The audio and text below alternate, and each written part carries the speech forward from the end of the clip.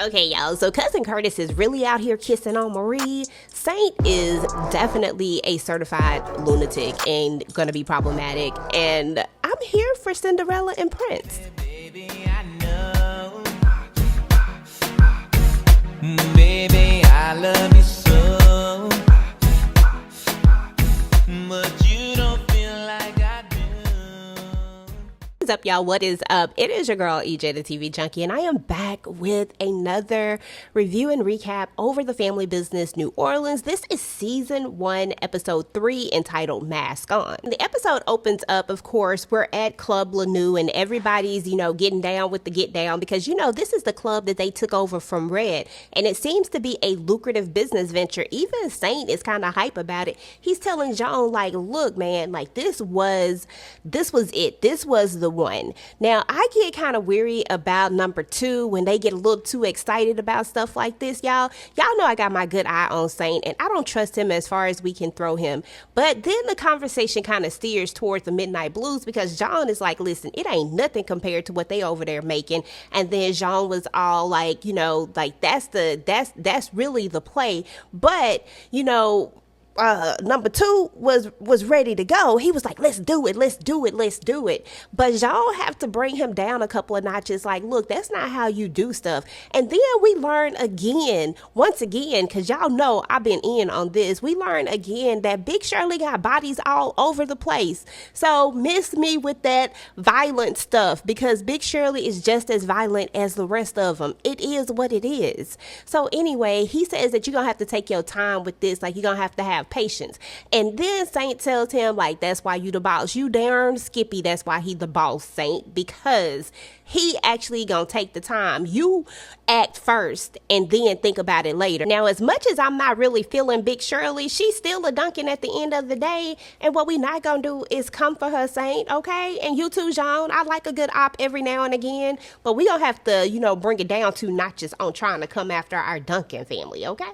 Anyway, we're going to see that Marquis is going to have some issues with the neighbors that stay next door. Apparently, somebody done ran over their prize bull worth $150,000, and they want their money and they want it now. But Marquis is not really trying to hear that. All the locals call him Marquis, but, we don't call him Marquis with an S. But anyway, he's not really trying to hear all of that. We do learn that they are paying them $5,000 a month, basically because their land encroaches on theirs. And so we know that, you got to grease some pockets sometimes in order to make things happen, but they like that little money ain't nothing for this $150,000 bull. So anyway, we're gonna see Dice kind of roll up, and then he's gonna kind of escort them out because ain't nobody trying to pay $150,000. Now, will they end up paying them something? I don't know. I guess we shall see. Meanwhile, we're gonna see that Saint is gonna walk up into Club Lanou, and there's gonna be this cat by the name of Chino there. Now, Chino is supposed to be helping move the weight that Sebastian is going to be giving them. Now, y'all know Sebastian made that deal with John, so now they're going to be moving his weight. And Chino just got out of Angola. Apparently Saint was in Angola. Shoot, apparently Prince was too. Like, everybody was locked up at some point. And anyway, Chino starts to talk about this girl from back in the day. Turns out that girl that he talking about is married to Saint, y'all. And y'all actually already met her, and I'll talk about her in a little bit. But Saint was not feeling the fact that he was talking about his wife because he was calling her a 304. And I'm just like, listen, if your wife a 304, she just a 304. Listen, hopefully she is a reformed 304, but the jury's still out on that. But Saint wasn't feeling this at all, and he went to work on Chino, and his brother, Prince had to stop him, like, look, you don't want to mess up John's plan. He's going to be moving weight for us, yada, yada, yada. Saint is just a straight up lunatic, y'all. Like, this man does not think before he acts, and that's the reason why number 2s are not number 1s, because there is always something that is a flaw with them that keeps them from being able to take the number 1 spot or even be a good possibility for a number 1 spot. They number 2 for a reason. And and Saint is a lunatic. That's probably why he can't be in the number 1 spot. But anyway, Prince is going to kind of calm the situation down, or at least try to anyway. All I know is Chino better not ever call that woman a 304 again. My bad. He can't call her a 304 again because guess what? Before the dust even settled and after you thought everything calmed down, Chino gave him a look and Saint didn't like it. And he said, I'm not going to be looking over my back. Pow, pow. and down goes Chyna. Meanwhile, Larry and the crew have made it to New Orleans, so this is going to be interesting for sure. Now, y'all, the biggest party in town is about to go down, the masquerade ball, and everybody is showing up. Jean and Marie looking cute, and then we got Saint Lunatic looking crazy, and of course we got the mayor done popped out, and he actually has a conversation with Jean, and yeah, it's just an interesting one to say the least. And then of course we also have Lauren looking good. We have Marquis out here, and then we see that he's looking over there at Antoinette, and y'all already know how they get down. And Lauren just lets him know, like, look, that's trouble right there, and that big old ring on her finger say that she got a husband not too far behind somewhere. And Lauren is definitely right. Why don't these Duncan men listen? So anyway, we're going to have a couple of things that go down. So we're going to get the big introduction from Big Shirley. You know, we got Monique and Floyd are introducing her. So we're going to jump the party off. And y'all, I can't help but see how she looked just like a madam coming out of there. It just reminds me of like a madam coming out to greet everybody. I mean, she really is channeling her inner madam. I'm just saying. But anyway, y'all, after that, the celebration gets started and everybody's kind of partying. We go over to Jean and Marie. They're having a good time. They're having a conversation. She don't want to let this man go because she know that, he ain't got time for her if we really just being honest. But he says that he's on to something big. He's going on to something special. And that's the reason why he want to spend time with her. He really, really do. But he got ish to do. I mean, I'm just summing up what he said, y'all. I didn't say it. That's what Jean said. But anyway, y'all, we get that little moment with them. So we can tell that he really does like love and care about her, but he really loves and cares about his business even more because that's always going to be the priority. But we also learned that Marie always knew what she was getting into. She said, I'm still ride or die. I'm that same chick who hid the coke and the gun on the very first night that we met. So Marie has always known who this man is. So, I mean, can we really feel like super, super bad for her? But I do get that Marie probably thought at some point Jean would grow out of this. At some point, once you get so big, can't you just kind of sit back and enjoy the fruits of everything that you've kind of built?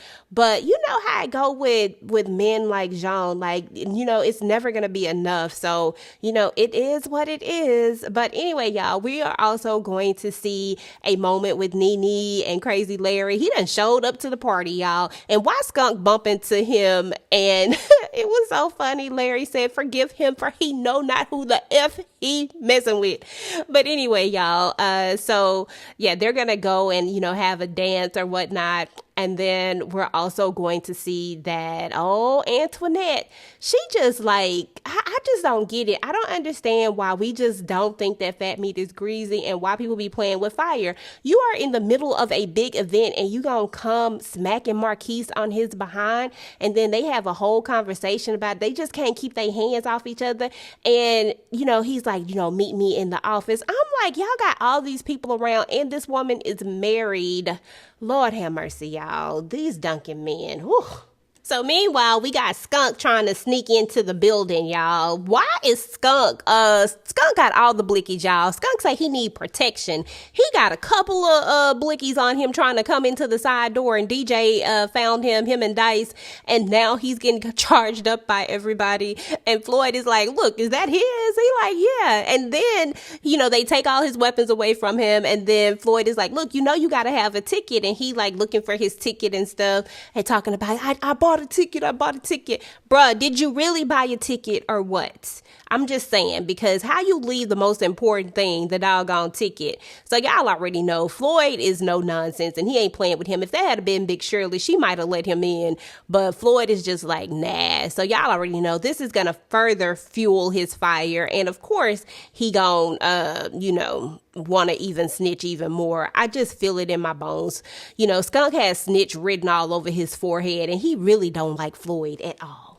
But the problem is, for me, is that Big Shirley is always really nice to him and she's really good to him. So why do her like that? Do you really hate Floyd that much that you would cross the one person who actually treats you kind and nice? I'm just saying, don't know. Skunk full of shit. Meanwhile, Jean gets called away by Saint saying that there's an emergency. And of course, he leaves his wife again. They haven't even been at this thing for an hour and he already ready to go run off and take care of business instead of your number two being able to handle things like he's supposed to so that you can put in some time with your wife, because if you don't, she gonna fool around and get got fooling around with you, Jean. You better do what you need to do. You already done messed up so many times, but it is what it is, y'all. So he tells her like, no, you don't have to leave, and he's gonna leave her there, and Kendall and Prince are supposed to watch over her, yada yada yada.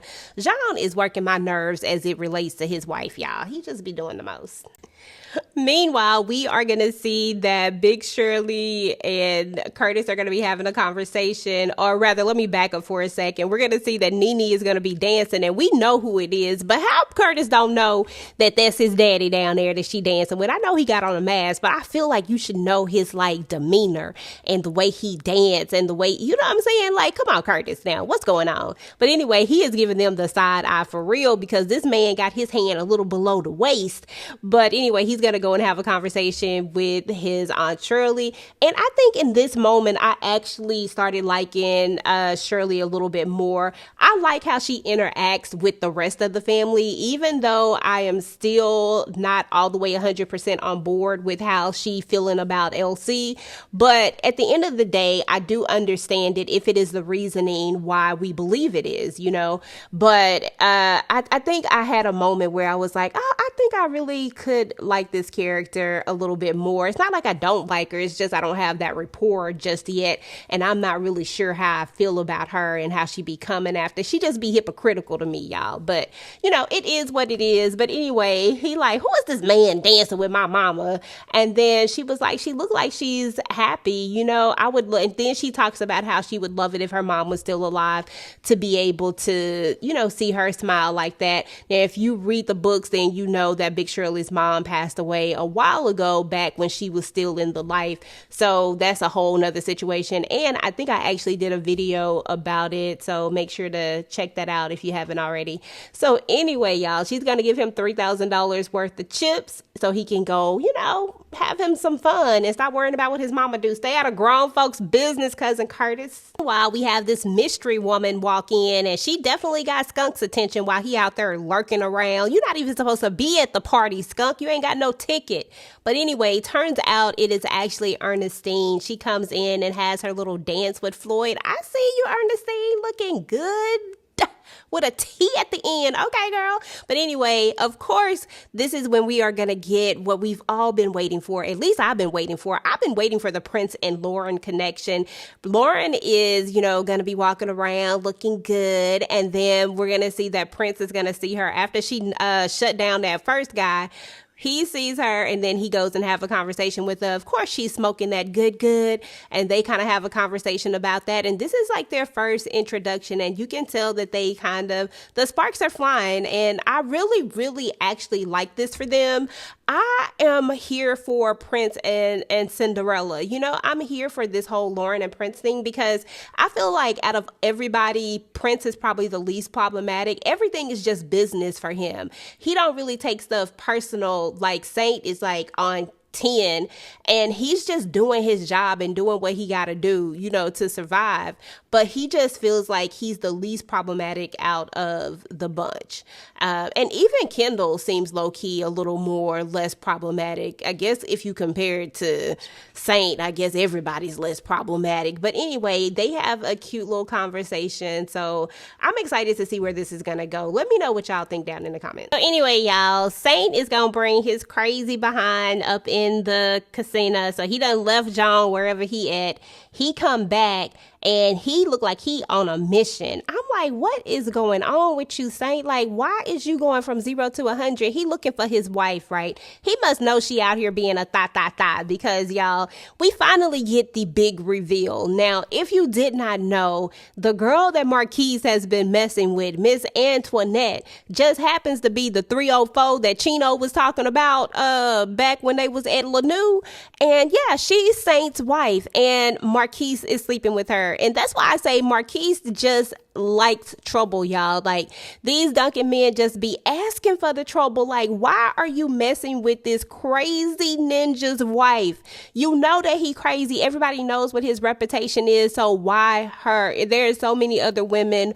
Why her, Marquis? Why? But anyway, they off in his club somewhere getting it on. And the only person that really saw them was Dice. He saw when they had went, he overheard everything and he saw it. And of course, he seems to know about it anyway. He goes to the office and lets them know. And, if he didn't know, he know now. But he lets them know and that that her crazy husband is looking for her. So she finna have to get out here and, go see her husband, because y'all know he about to act a whole fool out here. And then he gonna end up putting hands on Dice, like Dice actually did something, making it seem like she was messing around with him. I'm like, if you don't trust her, why did you marry her? If you really feel like she a 304, why you marry her, Saint? What is wrong with you? Anyway, all the stuff that's going down, Kendall has to come and get Prince to try to come get Saint, because he doing the absolute most. And Prince is like, dang, because he like right in the middle of trying to, really get to know Lauren a little bit better. He tells her like, look, I'm gonna come find you after all this is over with. You kind of get the feeling that Prince is kind of getting over his brother just always acting up, because his brother can't control himself. So of course we have that whole situation, and then we get to the next situation, the situationship, should I say, because here we're going to see Cousin Curtis, y'all. Once again, these Duncan men been doing the most on this episode. Cousin Curtis is out here talking to Marie LeBlanc, Jean's wife, by the way. And, his wife is actually, she throwing in the flirtation a little bit. I ain't even gonna lie to you. But Cousin Curtis feel like he is egging this on a little bit more than what he should. But, she's talking about her situation with her husband. She keeps it kind of light. She don't go too deep into it. But she does talk about how, things are a little bit complicated, not to mention, she has a daughter and, who's John's stepdaughter. And so, everything is complicated. And what is she supposed to do? Like, what is she actually going to do? I mean, and I kind of get that, because at the end of the day, she has been, a kept woman. And, what are you supposed to do? You're just going to leave this man because he's not giving you the attention that you want, when you kind of knew exactly who he was all along. So I get that she's conflicted. And at the end of the day, she says that she loves him, like cooked food, which was the thing, because I understand that, y'all, it ain't nothing like some cooked food. Okay. It's a difference. But she says that she loves him when she wakes up. It's just that when she go to bed at night, she want to put a bullet in his head. And so there's the conflict. But of course, Cousin Curtis still gonna try to, talking about, so how you feel while you standing here with me? Cousin Curtis, stop. We're about to get in more trouble. We already got enough going on with crazy ass Saint and Marquis out here messing with Antoinette, and now you go try to push up on Jean's wife like this. But anyway, she take that mask off and she plant one on Cousin Curtis, y'all, and here we go. What's finna happen next, y'all? I just don't know. So anyway, we're going to see that Skunk is actually going to run into Saint, and he's going to tell him that he got some information that he needs to know. So y'all already know how this is about to go down. I can't stand Skunk. Somebody just needs to go ahead and take him out. Like, literally take him out. So anyway, y'all, last but certainly not least, we make it back to where Jean is, and we got Skunk here, and Skunk is about to tell what he saw, the information that he knows. Now, of course, he gets popped in the face by Saint, because Saint ain't got time for all this extra stuff. Skunk out here trying to ask for a refreshment. Bro, just say what you got to say and keep it going, because this was stupid on your part anyway, because I just don't feel like you are going to ever get this money. I feel like you still a liability at the end of the day. But, it is what it is. So he tells him what he knows, says that he knows for a fact that he didn't get got by no gators, and that he knows where he was shot at, because he says that he was shot, and that he knows who took the body out. And then he tells him that he saw Floyd take it out, even though we know that Floyd and Marquis both took it out, but he has it out for Floyd when it's all said and done. And then he tells him that it was at the Blues, of course. So y'all know this has put a battery pack in Jean Jean, and now he's gonna want to go after him. He tells Saint, like, listen, grab the boys and get them together. I can't tell you how many conflicts is about to come out of this whole situation. Y'all, that is what's up with the Family Business New Orleans season 1 episode 3 entitled Mask On. It was a lot happening in this episode. It was a lot of introductions made, and I do feel like we are at the very beginning of what is going to be a very interesting conflict between Jean, Saint, the Duncans, and Floyd. Like, it's about to go down, y'all. Let me know what y'all thought about this episode. Let me know what y'all think about the whole situation. How did y'all feel about how this whole thing with Curtis and Marie came up? How did y'all feel about, the introduction between Lauren and Prince? And what do y'all think about Skunk going and snitching out Floyd, technically, but inadvertently gonna be bringing down a lot of heat on the Blues and Big Shirley and her family, like everybody. So how do y'all think this is gonna end? Go ahead and get the conversation started down below. Meanwhile, guys, if you like this video, make sure to go ahead and like, share, and subscribe to your girl channel. Turn on your notifications so that you do not miss out on any of my future The Family Business Talks. And do not forget that we, of course, will be going live on the after show tonight, so make sure to come through for that. And then we are also going to be doing our group live on Sunday as well. And y'all already know we gonna have our little masquerade mask on, because we gotta be a part of the masquerade ball as well. So anyway, if you have yours on as well, make sure you take pictures and send them to me so that way I can post them. But anyway, y'all, I will talk to you guys later. Peace.